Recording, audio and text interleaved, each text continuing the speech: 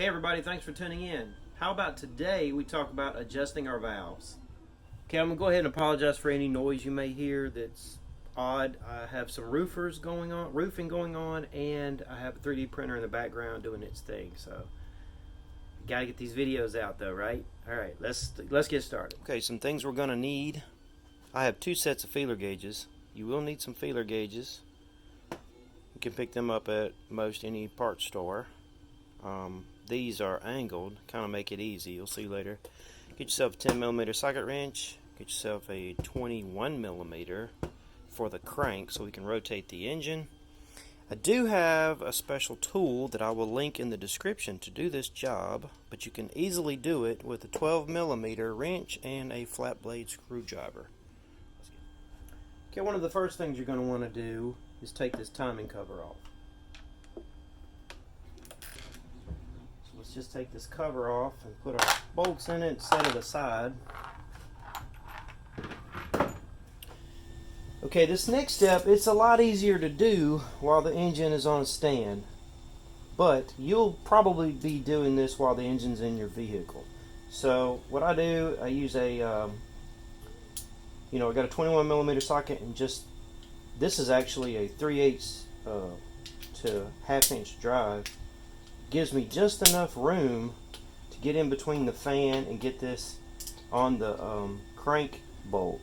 So what we're going to do is turn the engine clockwise until we're at top dead center on the number 1 cam. Pistons at top dead center. So of course you'll need to be in neutral if you're a manual transmission. Pull your emergency brake. Put it in neutral. An automatic, it should do fine. Alright, so I'm at my 3 cylinders at the top. Okay, here we go. And of course, you'll have to have this marked on your pulley, or it may have dirt in it. You may have to find it with your fingernail and maybe have to put a little bit of paint in it to see it. So I'm going to put it around the top dead center. And as you'll see, get the camera right, we're at top dead center. We'll cap off the distributor, we'll see it's at number 1.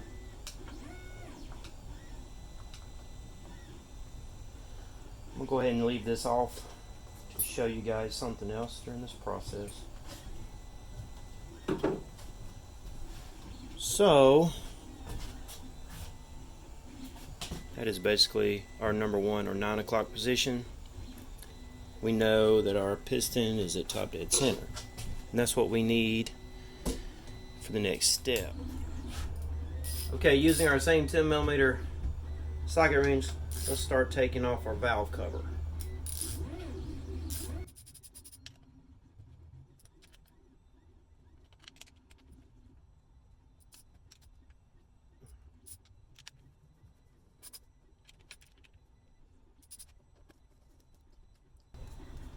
If this is your first time doing this, you can set aside a piece of cardboard and number these and put them in the cardboard so that you don't mix them up. There may be 1 or 2 that are different lengths. I can't quite remember. I think I ran into that once, and one bottomed out because some of this around here, the hole will come all the way through, and then on this side there's some that will not.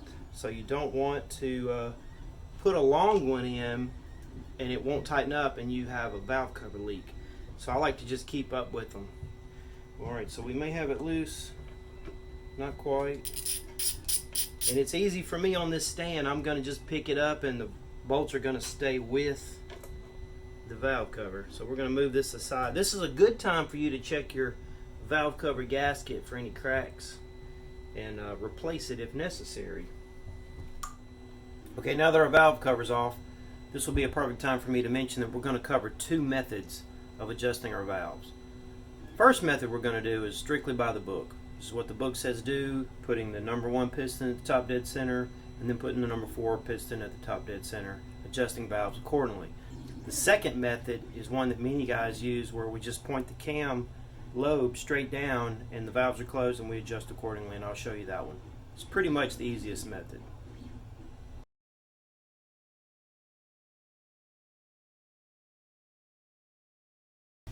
Okay, with our cam sprocket and our cam, everything lined up and it's at number 1 top dead center, what this allows us to do is adjust our number 1 and number 2 intake and our number 1 and number 3 exhaust. Okay, and then what we're going to do after we do those is we're going to rotate the crank 180 degrees till you're at the number 4 top dead center. So that will allow you to do your number 2 and your number 4 exhaust and your number 3 and number 4 intake. Okay, before we adjust it, let's talk about what to adjust it to. There's a lot of misinformation on the internet. Some say you should do 8 thousandths on the intake and 12 thousandths on the exhaust. According to the Haynes manual and the Chilton manual, they really want 12 across the board. 12 on this side, 12 on that side, 12 thou. And that's with the engine hot. But who wants to work on a hot engine, especially if you have a stock engine with the breather and all the emission lines? You get it up to operating temp, and you have to take all that off, plus this valve cover, and then it's bound to have cooled off some.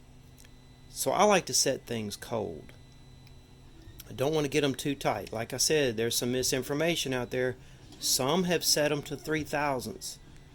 Some have said that's too tight. Some have said that's broken their rocker arms. I don't know if any of that's true, but according to the manual, it says if the valve clearance is too small, the intake valves and the exhaust valves will open too far and they will not fully seat on the cylinder head when they close. When the valve seats with the cylinder head, it does transfer heat, so it's a good idea that everything actually really closes. If it's too tight, it may not close. It may come just about to close and not close. If the valve clearance is too small, the engine will run poorly because of the gases escaping from the combustion chamber. The valves will also become overheated and will warp, since they cannot transfer heat unless they are touching the valve seat in the cylinder head. So if you don't adjust this right, there could just be all sorts of problems. Some of these valves could open too soon or too late, cause it to run poorly, poor idle, so on and so forth. So what we're going to do, we're going to adjust it. It's better to run a little loose than too tight. And when it's done, you may hear a little bit of clacking, but not much. But it's by design. They knew what they were doing when they made this motor. So let's get to adjusting.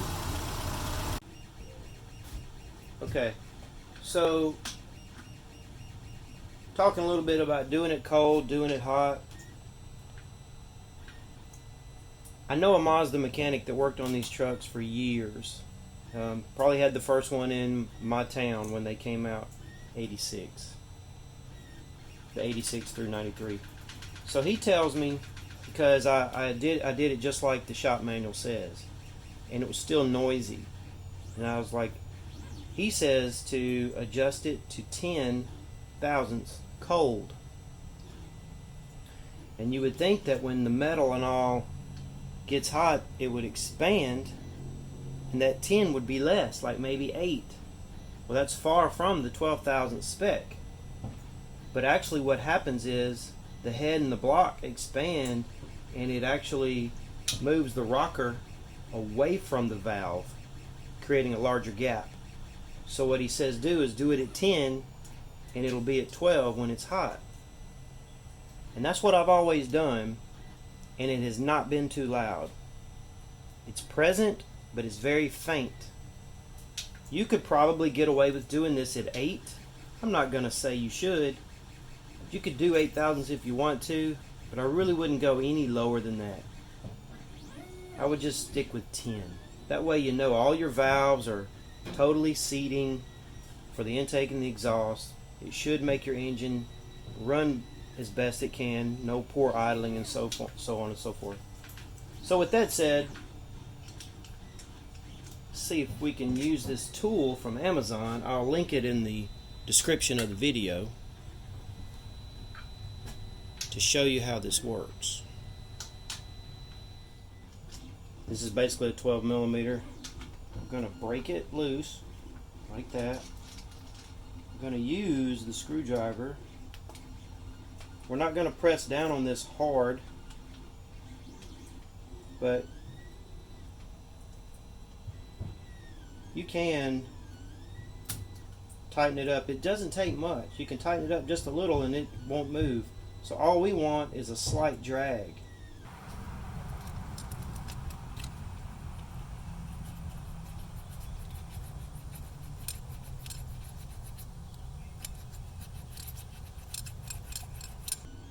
Just a slight drag, and that feels a little too tight. I can feel it drag, and I like where it is. So I'm gonna set that aside, hold my screwdriver very still, and pull this in like that. I think the torque for that is 18 inch-pounds. So I'm just gonna snug it up and a little past snug, a little tight. So that feels really good. And actually, you shouldn't hear anything, and there shouldn't be really much movement at all right there. When you pull it out, of course, you're going to hear that, but it's not going to be that noisy later, I promise. It's 10,000ths. Cold.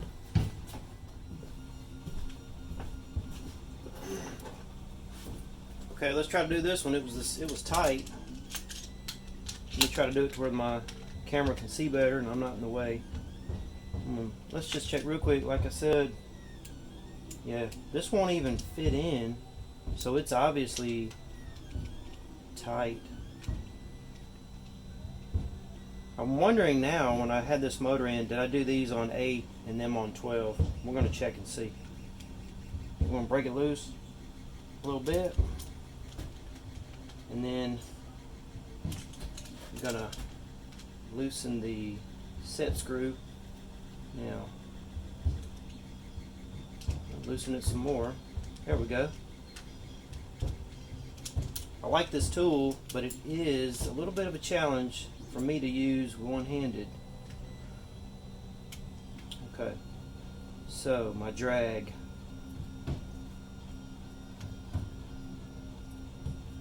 Really loose. Let's see here. Tight won't even move. Okay. I like that right there. Tight won't move. Little drag. I like that right there. Gonna leave it in there. Hold my screwdriver still and tighten this up. Just like that. I like it. So those two are adjusted. Now remember, we said we can do the 1 and the 2 and the 1 and the 3. So the 1 and the 2. So this one, boy, it's loose. There's no way I could have done that at 8 once before. Just way loose. Okay, on this one, let me show you how to do it with a screwdriver and a wrench.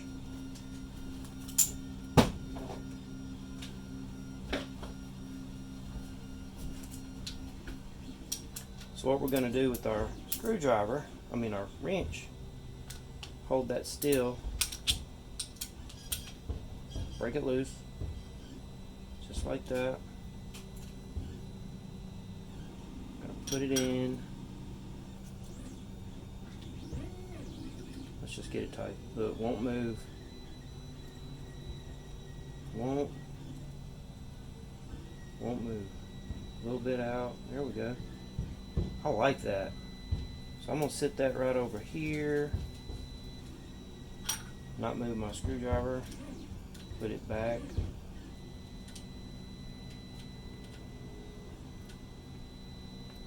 Whoops, I did that wrong.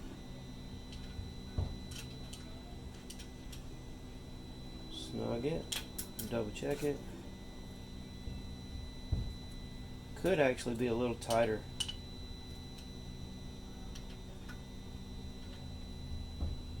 So all I'm gonna do is go in just a hair.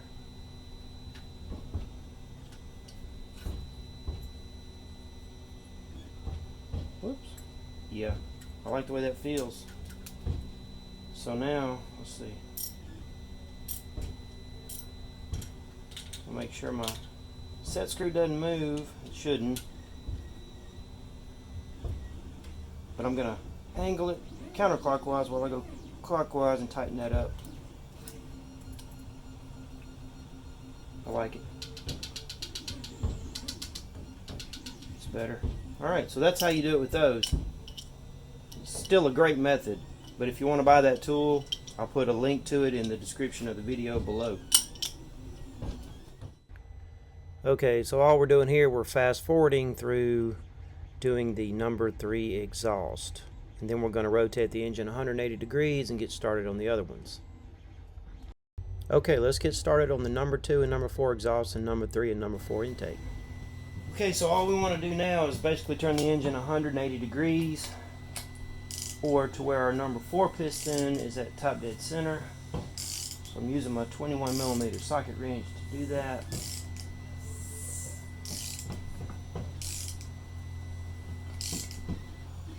The arrow is right there. Gotta line it up with this.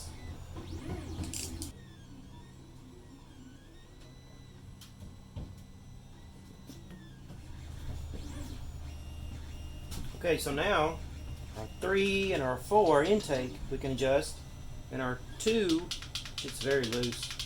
2 and our 4 exhaust we can adjust, and the 4 is extremely tight. So let's adjust it. Fast forward.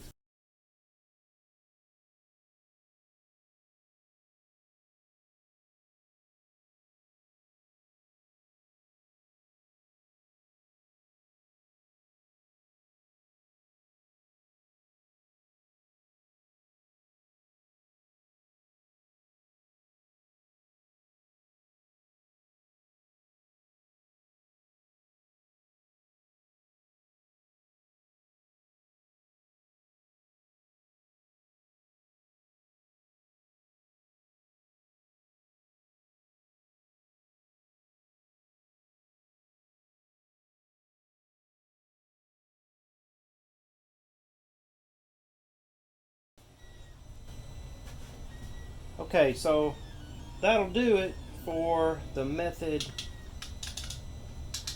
that the book calls for. Now, I don't like that method, and I'm going to tell you why. Every time I do it, the number 4, if you can see how everything else is pretty much adjusted, the number 4 stud is way high. Well, it's adjusted according to their book, but when you're doing that, it's starting to be on a lift on the cam lobe. So it's kind of, to me, inaccurate, and that's probably where a lot of noise comes from when people do it by the book. To the best of my knowledge, the best way to adjust valves is when the valves are fully seated and the cam lobe is straight down. And that's the method I'm about to show you.